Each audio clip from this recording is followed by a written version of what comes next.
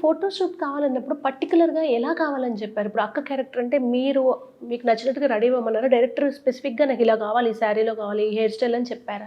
అంటే ఫస్ట్ ఈ సైడ్ నాకు కాటన్ సారీస్ నాకంటే అక్కడ కాటన్ నేను ఎక్కువ వెయ్యను. ఎందుకంటే బికాజ్ అక్కడ అయర్న్ చేసుకోవాలి. ఆ స్టార్చ్ అవన్నీ అయర్నింగ్‌కి ఎక్కువ ఉండరు కాబట్టి సో నేను వెయ్యను. అలా ఉన్నవి ఎవరో ఇచ్చినవి అలాంటివి ఉంటాయి కదా! అలా 2, 3 ఉన్నాయి.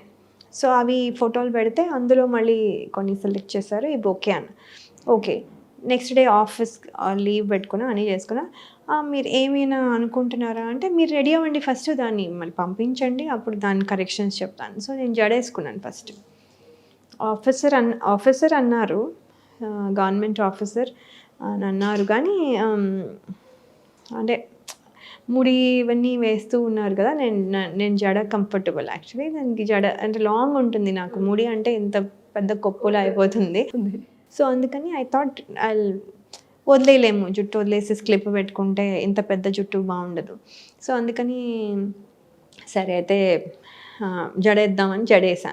జడేసి జడ కాకుండా ఇంకేమైనా ట్రై చేస్తారా అలా అనమాట. సో బ్యాక్ అండ్ పోతుంది. బొట్టు కొంచెం పెద్దది అయిపోయింది. ఒక చిన్నది లేదు చిన్నది బాలేదు అది పెట్టండి. రెడ్ వద్దు మరూన్ పెట్టండి ఇట్లా. So is always constantly saying ear rings వద్దు ఇది చాలా ఎక్కువైపోయాము. చాలా చిన్న సింపుల్ చిన్న హ్యాంగింగ్ పెట్టండి. చిన్న ఇది పెట్టండి అలా అనమాట. Everything he was telling from there. So ఇక్కడ తీయడం అక్కడ పంపించడం ఆయన కరెక్షన్స్ చెప్పడం అలా హోల్ నైట్ అంటే మేము హోల్ డే చేసాం. ఆయన హోల్ నైట్ అలా 2 days చేసిన తర్వాత దెన్ అది అంతా ఓకే అయిన తర్వాత అప్పుడు చూసి అంతా బాగుందండి కానీ మీరు సన్నగా ఉన్నారు మీరు లావ్ అవ్వాలి. Okay. So aggressive time lines 6 weeksలో I have to put on weight. So అది నేను ఉంటానో లేదో సినిమాలో తెలీదు but I just did it. Okay. అంటే అప్పటికి ఇంకా నేను కన్ఫర్మో కాదో కూడా నాకు తెలీదు.